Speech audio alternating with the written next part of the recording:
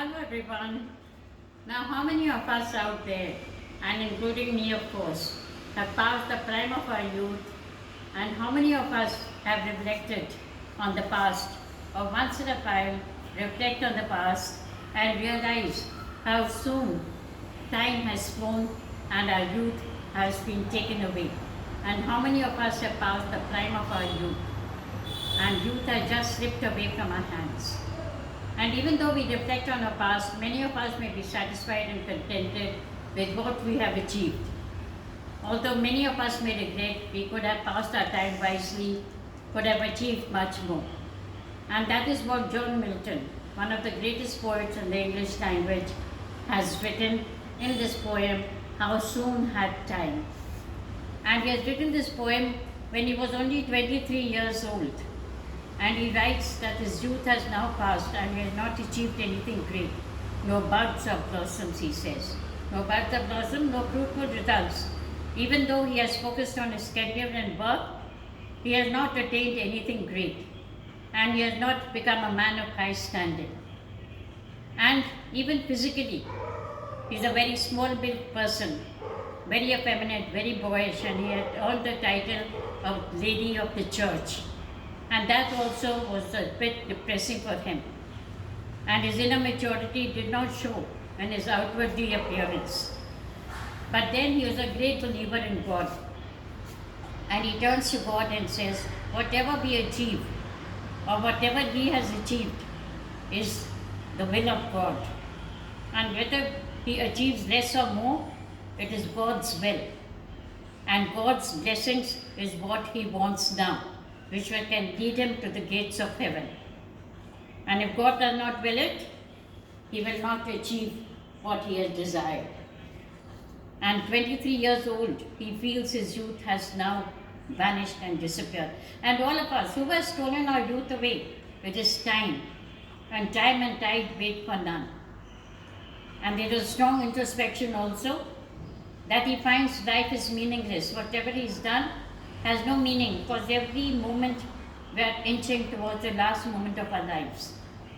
But then again, he turns to God and calls him the taskmaster. And time has been personified as a bird which takes our youth away on its wings, the subtle thief. And what is the subtle thief? Time is depicted as the thief, as a robber of our youth, the most beautiful phase of our life. And that is what he has written about in this poem. It's a short poem, it's a sonnet of 14 lines, a Petrarchan sonnet, an Italian sonnet of 14 lines. But how he has depicted his dejection and depression, and at the same time turns towards God. How soon had time, the subtle thief of youth, stolen on his wings my 23 year. And 23 years have just vanished. And even though he's matured, his inner maturity, even physically, does not show. My hasting days fly with full career. Hasting days, all these days have just flown away. But my late spring, no bud or blossom showeth. Late spring, even though now he feels his youth is no more there with him, and now he's becoming old, and says, still no buds or blossoms showeth. No buds or blossoms, no fruitful results have been seen. Perhaps my semblance might deceive the truth. And even his appearance, he says the truth, it will deceive the truth. Very often, physically also, we are not that well built, we don't look our age. No doubt when we grow older, we want to look younger, but when we are young, we want to look our age. And that also is lacking.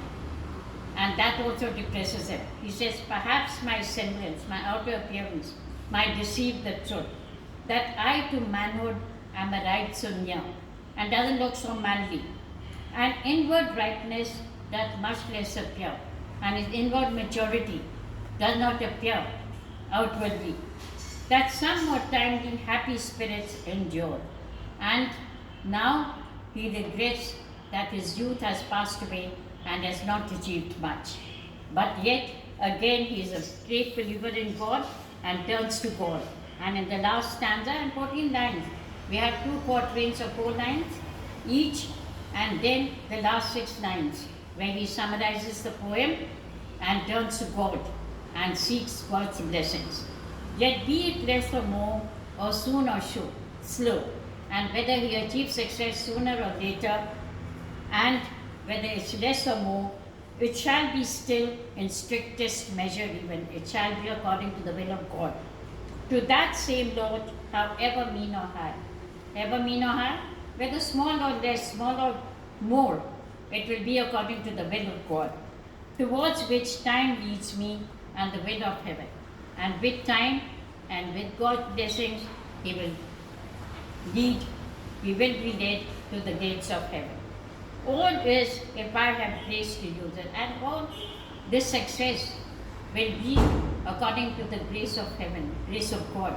If you have the grace of God, and that goes for all of us. Whatever we achieve, no doubt we have to work hard. We cannot just leave it to the will of God. We have to work hard. And many of us may not have achieved the amount of success, even though we have worked hard. But it is all the grace of God, and He calls God the taskmaster. As ever in my great taskmasters are. And whatever the taskmaster wills, whatever God wills, that is what he will achieve, whether it's less or more. And that is how he ends the poem, by saying that whatever he'll achieve, it will be according to the will of God. And with this, we people can also realize that whatever we achieve, we should not blame anybody. Maybe, yes, blame ourselves if we have not worked hard, but other than that, it is God's will and God's blessings. And so let's hope that all of us continue striving hard, whatever the circumstances are, and then leave it to the will of God. And I'm sure all of us will find success and will be led to the gates of heaven. As John Milton has portrayed, he's one of the greatest poets in the English language. And next time we can do another poem of his, Honest Blindness, Paradise Lost. There are many great works of his, which many of us must have read in school or college too. So thank you so much for watching. Till next time then.